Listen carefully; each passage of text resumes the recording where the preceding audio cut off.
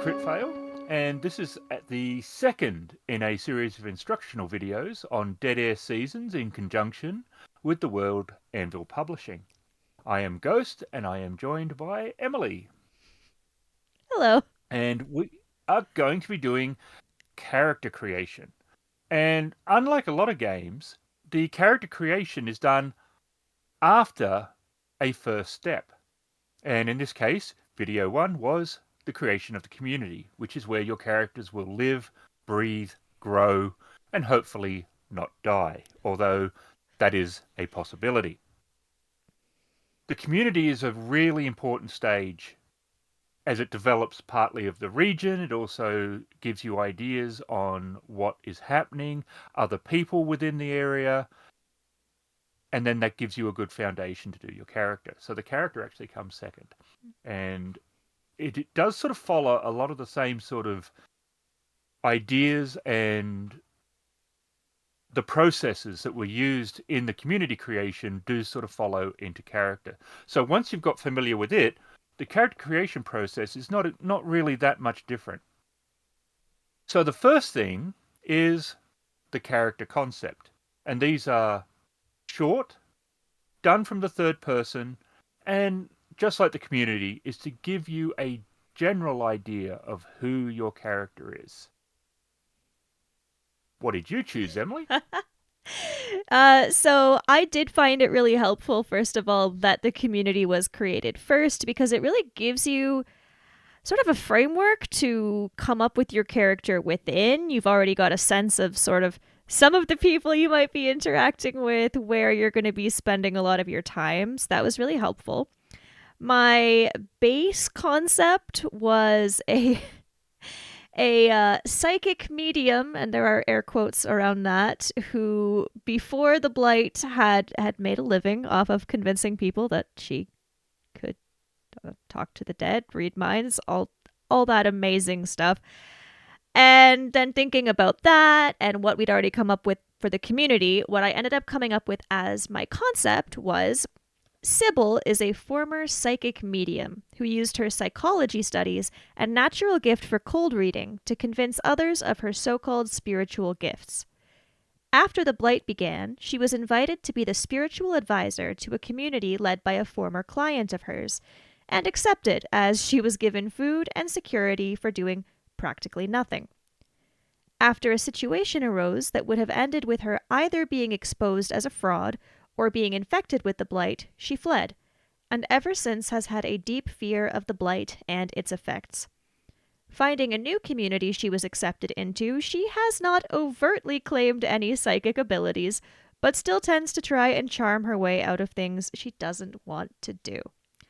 And it does not necessarily have to be that long. I tend to suffer from an inability to be brief in these sorts of things, but that is the general gist of what you'd come up with, sort of what the main things about your character is. You can include stuff they used to do, stuff they're doing now, but just introductory sense of who you're going to be playing. And from there, just like the community, you'll now create descriptors. And the descriptors come from four areas when it comes to character. And again, they are meant to be brief, and there's a positive and a negative to each. And they are designed that way to give you room to grow and really have situations. And the four are yesterday's world, which is where did your character come from before the world went to hell? What were they doing? Who were they?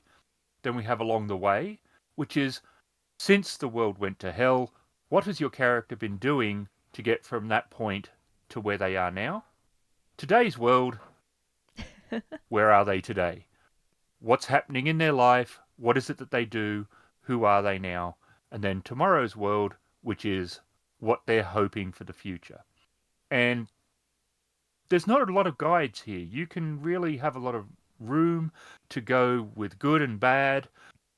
There's, especially when you get to archetypes, characters do not have to fit the true hero genre.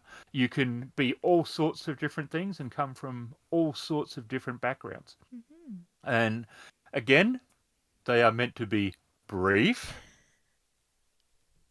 But they are a great way, I think, to help give you an idea of what your character's going to be, rather than just a mechanical aspect like a lot of character creation processes in a lot of games are. These follow much more like the 20 question style that we like, which is all about defining your character through the narrative rather than the mechanics. And while these do both, I do find that the descriptors were a great way to sort of help me when I did my character to define who I wanted it to be. And the descriptors are going to be a little more, it's from your character's voice. So they're going to be things like I can something, I do something, I want something.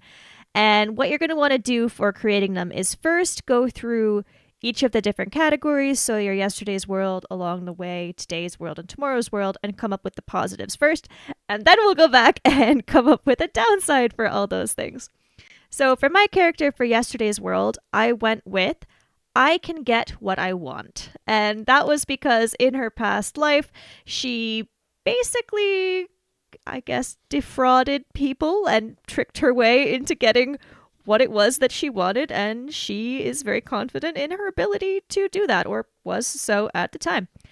For along the way, I have people believe what I say. So that applies not only to the past life, but in the transition period between before the blight and where she is in her current community, she was in another community who she was continuing that deception with, and they were buying into it. So people did believe what she said.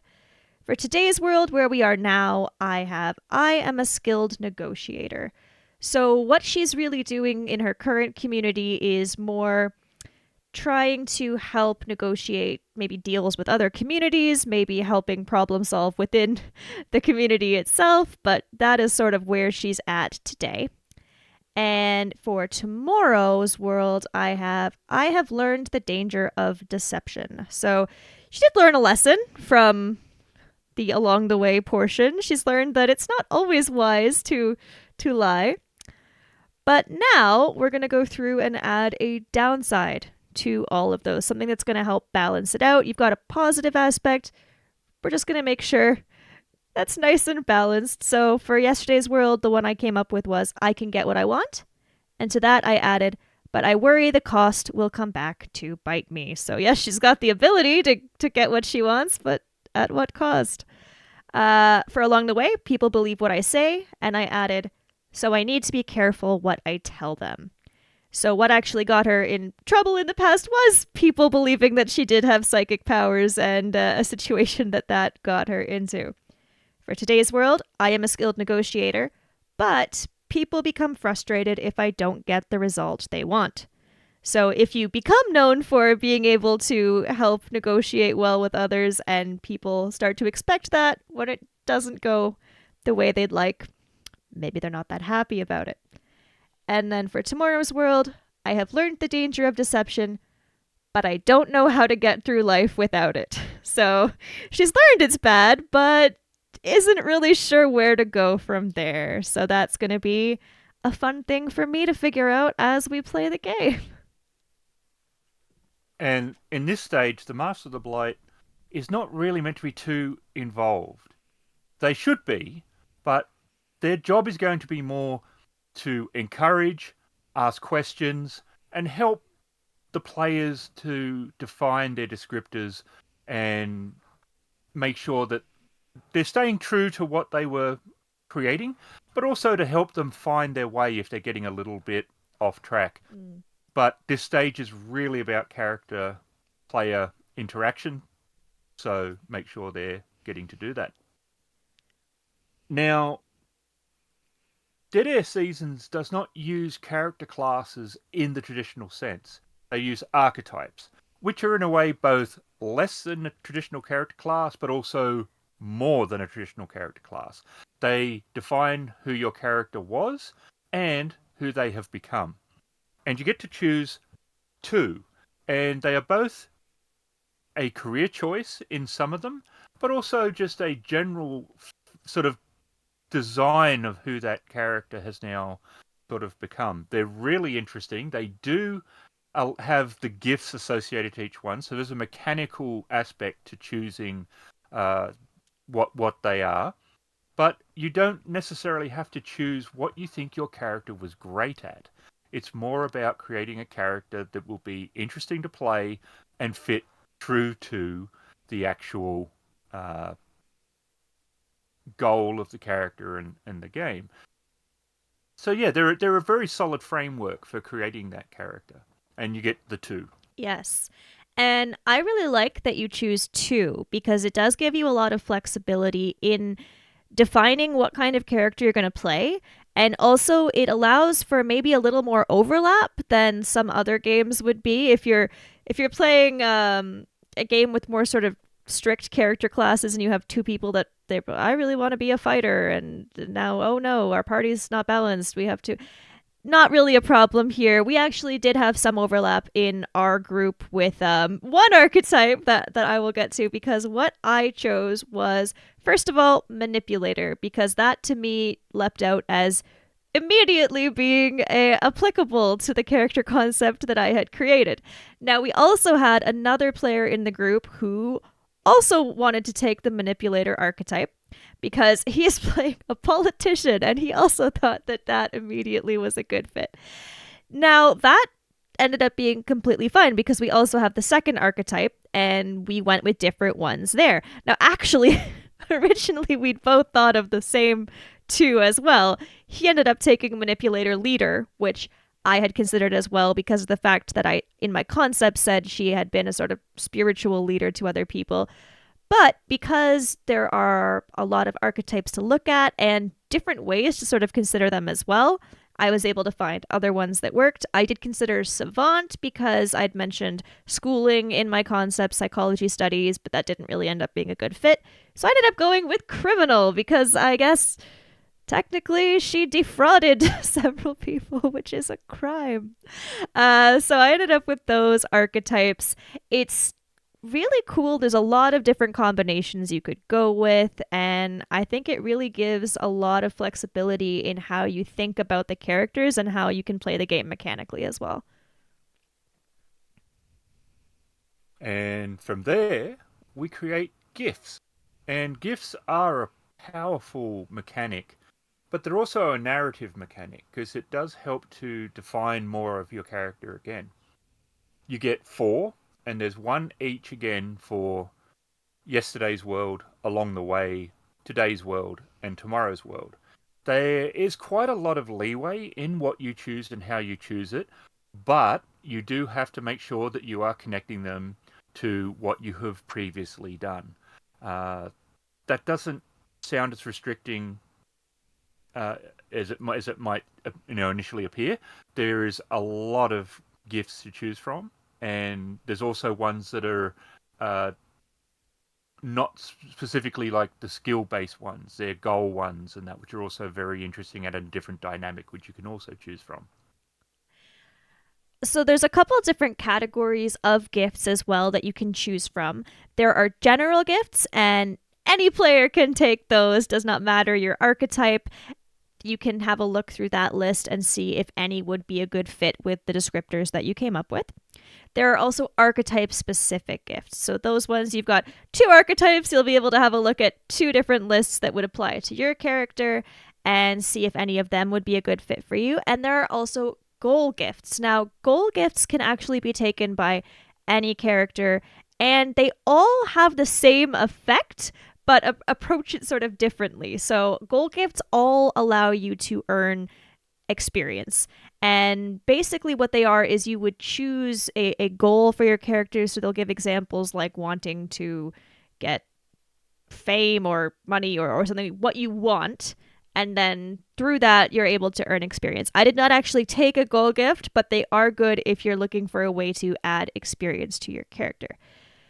There are also different ways gifts can be activated that you may want to consider when choosing them. Some of them you spend Soma, which we'll also get into a little more in a bit, to activate them, which is all well and good, except if all your gifts require Soma to activate and you run out of Soma, then you are also out of gifts that you can use.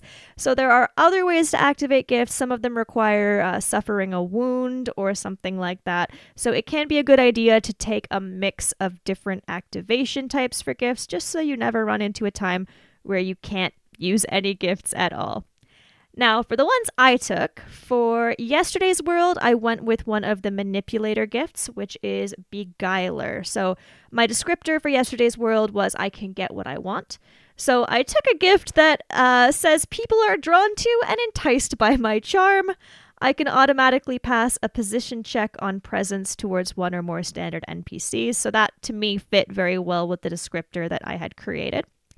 For along the way, I did go with one of the general gifts. So my descriptor was people believe what I say, and I took curious, which is a gift that allows you to ask a specific question to the master of the blight about an area, a well-known figure, something like that, and receive useful information. So for me, the tie-in there was that if I was knowledgeable about things, people would be more likely to believe what I said. For today's world, the descriptor was I am a skilled negotiator. And again, there was one that jumped out as being exactly that. There is a manipulator gift called Mind Games, which specifically relates to how to exploit the needs and state of mind of others in negotiation. So that was the one I took for that. And then for tomorrow's world, my descriptor was I have learned the danger of deception, but don't know how to get by without it. And I took luck because I figured my character is going to need it. And that's more of a mechanical advantage, allowing you to get 2 advantage die in a check once per crisis. Although you do have to explain how luck intervenes to help you. So I may be able to have some fun with that. And now, quite late in the game, really, we do attributes. Now, attributes are very different in the Monad ecosystem to a lot of games. They are a representation of the stat, but they are essentially successes. Mm. So if you have a body of 5 in a body check, you have 5 successes. If that is more than is needed to bust open that door is busted open without a roll. So you get to choose either versatile, focused, or specialized. And this is a collection of points that you will spend into your attributes. And versatile, obviously, is a bit more jack of all trades, master of none, but terrible at none. And the others get better at one end with a lower at the other. Mm-hmm. And your stats are body, mind, reaction, presence, and determination. I went with the focused array for the attributes, and what I ended up putting my points into was I put 4 each into presence and mind. I put 3 into determination, and then 2 each into body and reaction. And I felt that that sort of really summed up what I'd been going for in my character. Definitely more of a presence focus, and I'd mentioned schooling as well, so it worked to put mind there.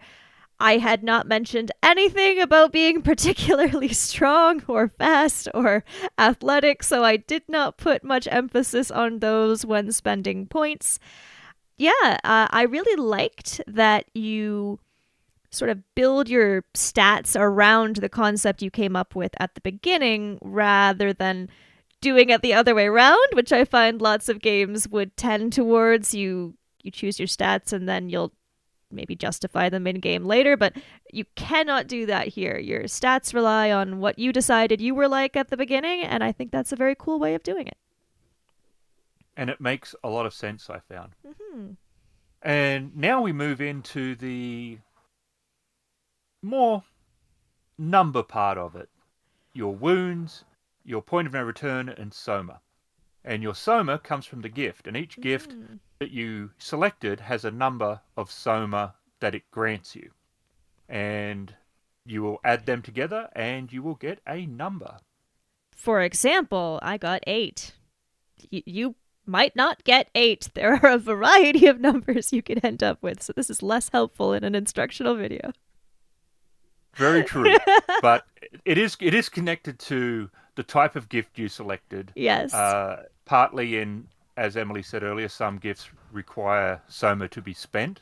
So I think that those ones might give you more soma. But yeah, it's a very well thought out system, and it is very important. Wounds, everyone has 3. Mm-hmm. And the point of no return, which is where you become part of the blight or start to connect to the blight in Mm-hmm. a way that you really don't want to, is 10. Yes. The joy of these is it is a very easy way to do your character. You don't have to do a great amount of mathematics. You're just ripping through those narrative choices and then straight into some base figures. It is a very quick process that we took quite a long time for because that's how we do things. Yes. But it does take thought, but Mm. it is not a complex process. And I found it quite an enjoyable one. Mm-hmm. From there, we move into equipment, but really only one in particular. Dead Air Mm-hmm. Seasons doesn't do an inventory the way that most games do. Instead, that is sort of taken for granted within reason, but you do have an iconic an item that is very important to your character. Mm-hmm. So, one thing to keep in mind for your iconic item is that it can be something that is very rare or expensive or otherwise hard to get. So, with your standard sort of equipment, you don't technically have equipment as such. You have a preparedness level that allows you a certain number of item slots, and you can check those off to say you have something that you could, within reason, have as approved by the master of the blade, of course.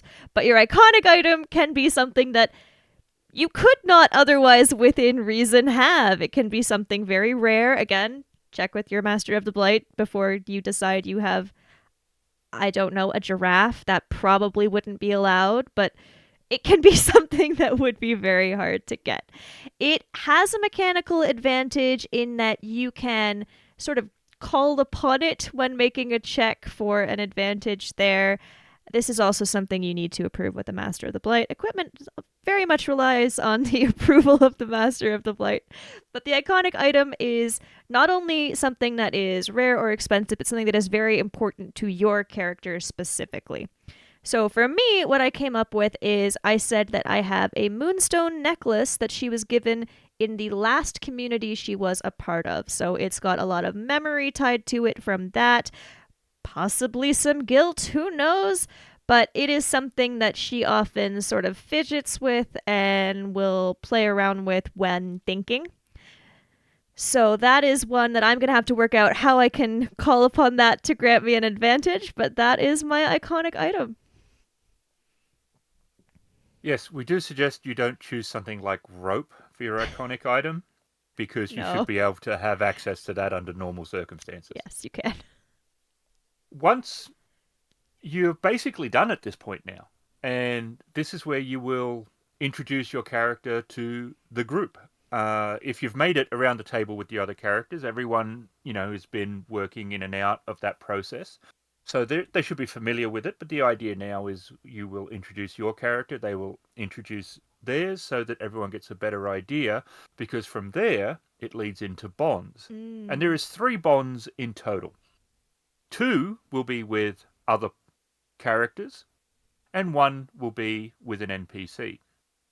And this is a very important process, and it sets up relationships when it comes to the other characters. But the NPC one is also very important because it's starting to flesh out an extra layer of the community.